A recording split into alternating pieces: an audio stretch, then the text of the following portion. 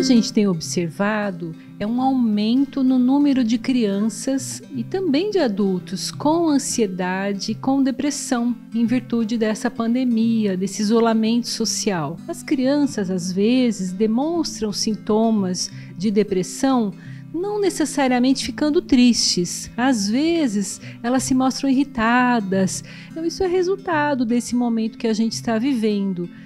Algumas pessoas que já têm propensão para esses transtornos, né, como os transtornos de ansiedade, os transtornos de humor. Então, quando existe uma situação favorável, isso às vezes acaba precipitando crises, acaba causando, né, esses sintomas. Então, isso é um resultado desse momento que a gente está vivendo. Em geral, as crianças se adaptam rápido a mudanças. E também, quando a gente pensa nas aulas online, as crianças dominam muito a tecnologia. Para eles é muito natural. Então, a adaptação das crianças está nos surpreendendo. Elas estão indo rápido até, elas estão gostando, estão engajadas. E esse é um desafio grande. Não basta a gente ensinar. Os professores têm sido verdadeiros heróis nesse sentido de trabalharem às vezes até altas horas. Os professores estão dormindo tarde, acordando cedo para preparar as aulas, porque isso exige do professor um preparo diferente, uma coisa que antes o professor não tinha. Tudo isso era novo para os professores e também para as crianças. Então isso requer uma adaptação de todos. A gente observa também que muitas crianças insistem em encarar esse período de pandemia como férias prolongadas. Então, para muitas crianças é até uma negação, né, da realidade. Então é muito importante que a família crie uma rotina com as crianças. Isso é fundamental. E como seria essa rotina? Uma rotina bem estruturada, com horários. Horário para acordar, horário para fazer atividade física. Todo dia precisa ter uma atividade física. Horário para as tarefas da escola. Horário para ajudar em casa, que isso também é super importante. Todas as pessoas que moram dentro da casa devem contribuir, devem colaborar.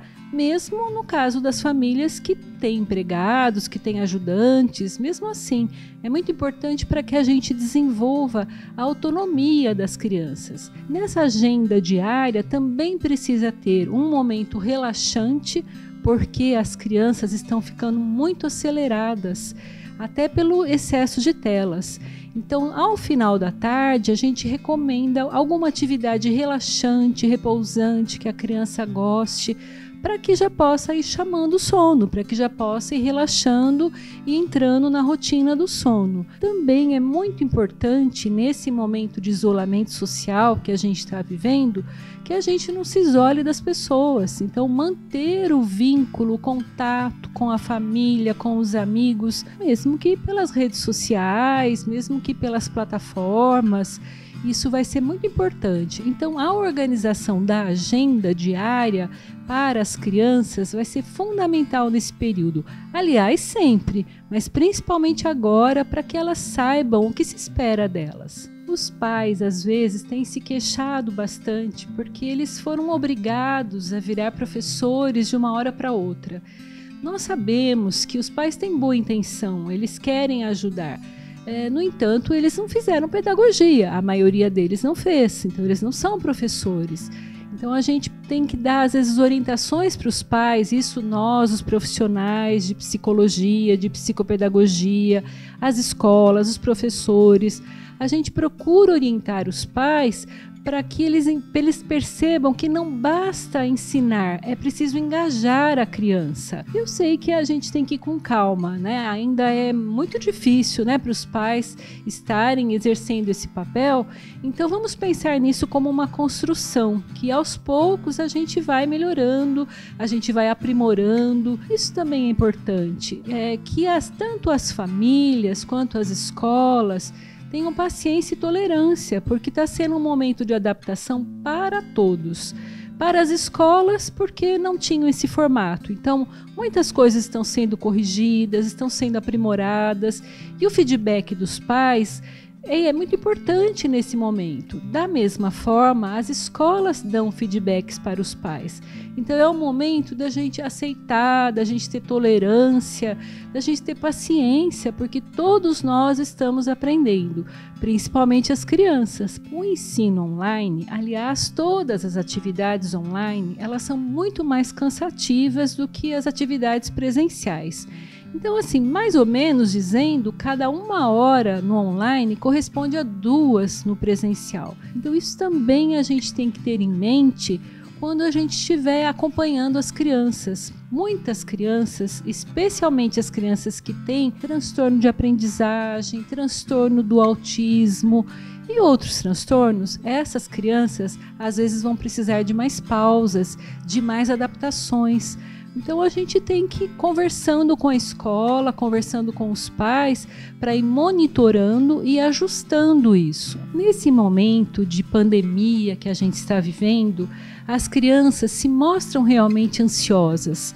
E muitas vezes elas projetam essa ansiedade nos pais. Eu sei que é um papel difícil para os pais nesse momento, mas na medida do possível, o pai e a mãe precisam se manter calmos, absorver essa ansiedade, filtrar e devolver filtrado para a criança. Sei que esse é o mundo ideal, mas a gente precisa ter isso como meta, ter isso em mente, como um objetivo para longo prazo. Outra dica que a gente dá para as crianças e para os adultos também, que estão muito tempo na frente das telas, é a cada 15 minutos piscar os olhos, porque a gente esquece de piscar quando está diante das telas. Então a gente deve a cada 15 minutos piscar os olhos e olhar para longe.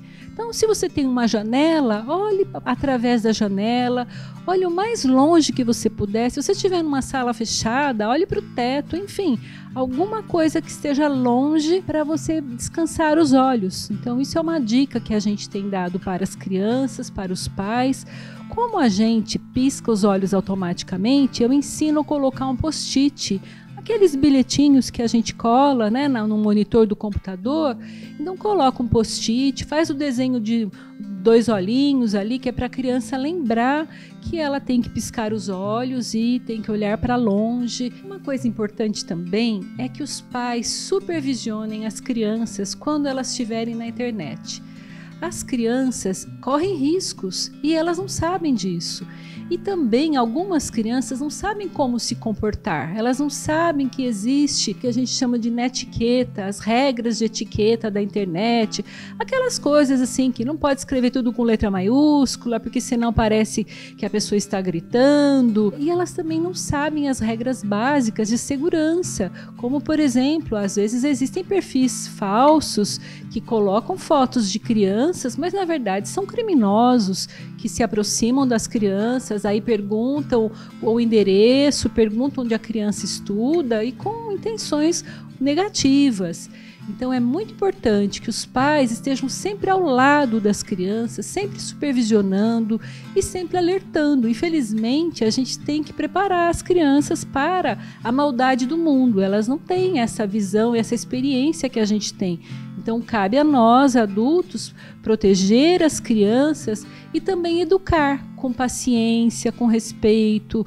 Muitas crianças vão cometer erros, nós também cometemos. Então é um momento que exige de todos nós tolerância.